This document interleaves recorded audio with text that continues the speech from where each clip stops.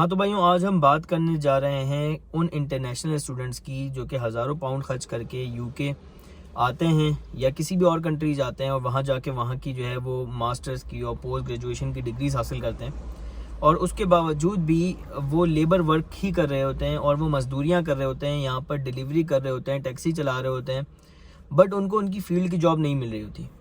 और अल्टीमेटली इससे एक बड़ा बैड इंप्रेशन जाता है बैक होम, और पाकिस्तान हो चाहे वो इंडिया हो। और लोग ये कहते हैं कि यार इससे तो लाख गुना बेहतर था कि भले तुम पाकिस्तान में रहते थे और पाकिस्तान में रहकर तुम 50,000 की नौकरी कर रहे थे, लेकिन प्रॉपर तुम अपनी फील्ड में थे, तुम एक वाइट कॉलर जॉब कर रहे थे। तो लानत है कि तुम 15-20 हज़ार पाउंड खर्च करके तुम यूके गए, वहाँ की डिग्री तुमने हासिल की, वहाँ एजुकेशन हासिल किया और उसके बावजूद भी तुम मजदूरी ही कर रहे हो वहाँ पे। तो इसका क्या फ़ायदा है?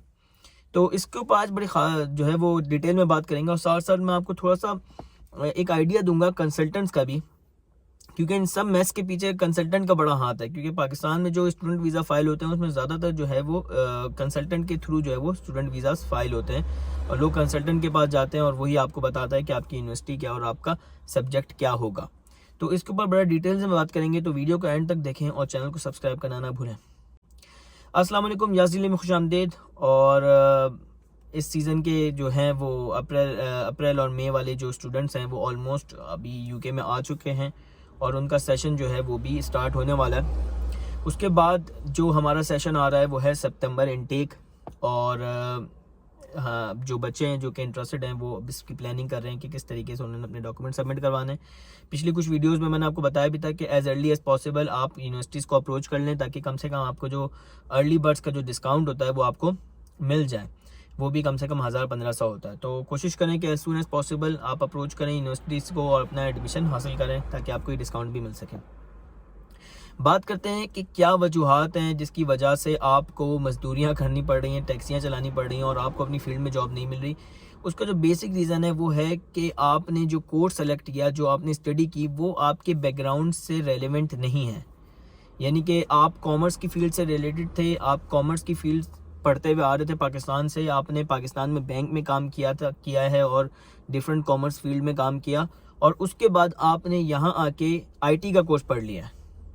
Same goes for engineering student जो कि एक इंजीनियरिंग के सिनेरियो से आ रहे थे और इंजीनियरिंग बैकग्राउंड से आ रहे थे। यहाँ आके उन्होंने कॉमर्स का जो है वो कोई कोर्स पढ़ लिया है और वो अब कह रहे हैं कि हमें जो है वो अपनी फील्ड में जॉब नहीं मिल रही। तो भाई, आपको अपनी फील्ड में जॉब कैसे मिलेगी जब तक आप अपने इस बैकग्राउंड को फॉलो नहीं करेंगे?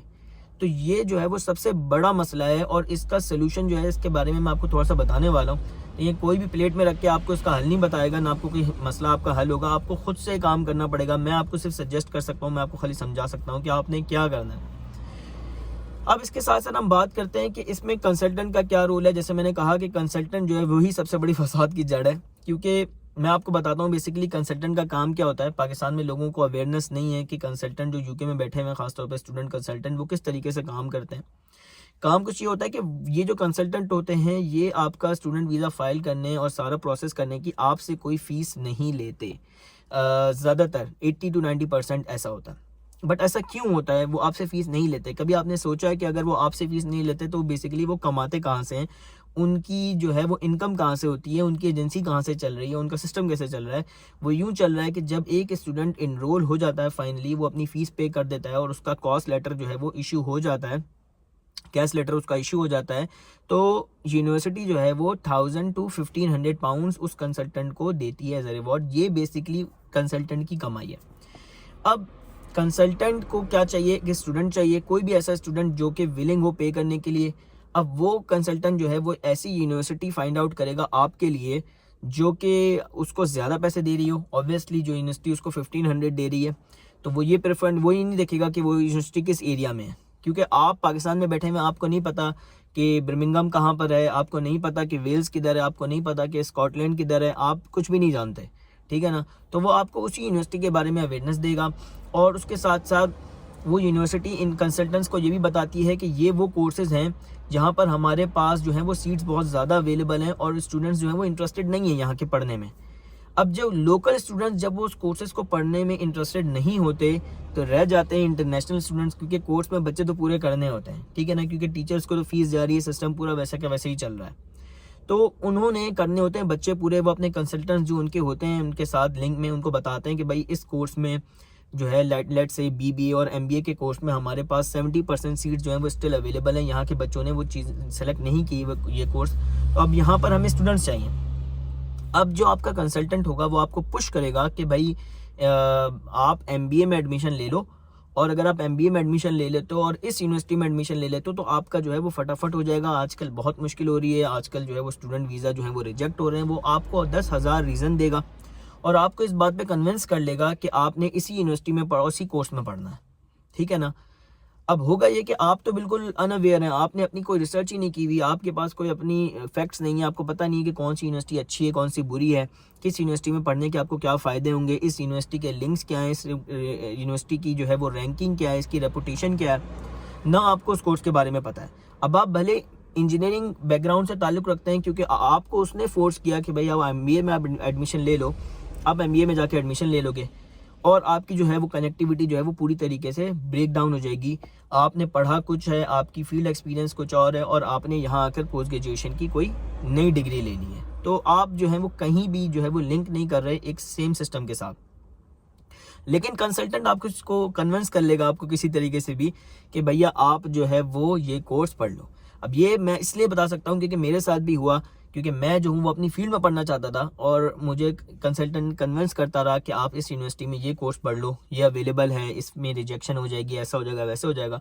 लेकिन अल्टीमेटली जब मैंने उसकी बात नहीं मानी, मैंने रेजिस्ट किया, तो उसने मेरा एडमिशन करवा दिया और मुझे आके पता चला कि भाई इस कोर्स के अंदर सीट्स जो हैं वो ऑलमोस्ट ऑक्यूपाइड थी और बाकी डिपार्टमेंट्स में जो है और दूसरी फील्ड में जगह बहुत ज़्यादा खाली थी। यूनिवर्सिटी ये चाहती है कि वहाँ पर बच्चों का एडमिशन ज़्यादा हो जाए।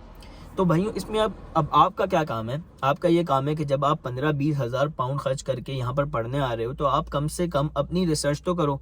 आप जाकर टॉप रैंकिंग्स देखो यूनिवर्सिटीज़ की कि यूनिवर्सिटी की रैंकिंग्स क्या है। उसके साथ साथ आप ये देखो कि यूनिवर्सिटीज़ जो है वो किस एरिया में लोकेटेड है, यहाँ से आपके लिए कितनी जो है वो आपको मदद हासिल होगी, कितनी हेल्प हासिल होगी। अगर आप कहीं जॉब करना चाहते हो वहाँ पर जॉब की जो है वो अपॉर्चुनिटीज़ क्या हैं, पार्ट टाइम्स, ये सारी चीज़ें आपको नोटिस करनी है। और मोस्ट इम्पॉर्टेंटली आपने जो नोटिस करना है वो ये कि आपको जो कोर्स मिल रहा है कि ये जो कोर्स है वो आपकी फील्ड से रिलेटेड है या नहीं है, ठीक है ना। तो ये एक बहुत इंपॉर्टेंट बात है। अगर आप ऐसा करते हैं और आप अपनी फील्ड से रिलेटेड ही कोई कोर्स चूज़ करते हैं और आप उसमें डिग्री हासिल करते हैं, आप उसी के अंदर इंटर्नशिप करते हैं, तो कोई ऐसी वजह नहीं है, कोई ऐसे रीज़न नहीं है कि आपको अपनी फील्ड में जॉब नहीं मिले। ये बिल्कुल एक फेक बात है, एक बिल्कुल झूठ बात है कि आपको फील्ड में जॉब नहीं मिलेगी और आपको मजदूरी करनी पड़ेगी। आपको नहीं करनी पड़ेगी मजदूरी, आपको अपनी फील्ड में जॉब मिलेगी। बट अल्टीमेटली बात यह है कि आपको पढ़ना वही है जिससे आप रिलेट करते हैं। तो ये तो एक पॉइंट ऑफ व्यू हो गया जिसकी वजह से मैंने आपको रीज़न मैंने आपको बता दिया कि जो कि बेसिक रीज़न है जिसकी वजह से हमारे बच्चे यहाँ पर स्ट्रगल कर रहे हैं। थोड़ी इंपॉर्टेंट बात कुछ ये बता दूँ कि जब आप कोई कोर्स लेते हैं तो कोर्स को आप जब के बारे में आप जानने की कोशिश करते हैं, लेट्स से अगर आप मेडिकल की फील्ड से रिलेट करते हैं तो मेडिकल की फील्ड के जो कोर्सेज हैं वो थोड़े से हार्ड हैं, थोड़े से मुश्किल हैं। तो उसके लिए आपको जो है वो टाइम ज़्यादा देना पड़ता है अपने कोर्स पे, स्टडी पे।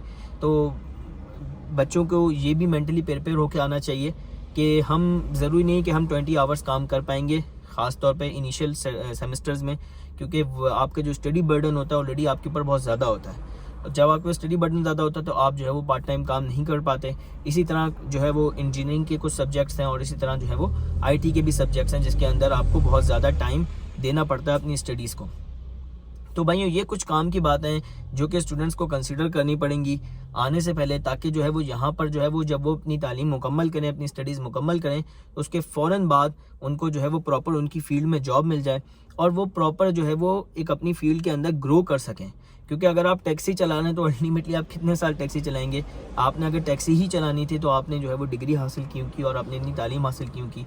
तो ये था आज का पॉइंट, मेरा एक मुद्दा था और इससे बहुत सारी रिलेटेड स्टूडेंट वीज़ा से रिलेटेड चीज़ें जो है हम आपको अपने चैनल पे बताते रहेंगे। तो चैनल को सब्सक्राइब करें और मिलते हैं किसी और वीडियो में। अपना बहुत ख्याल रखिएगा। खुदा हाफिज़।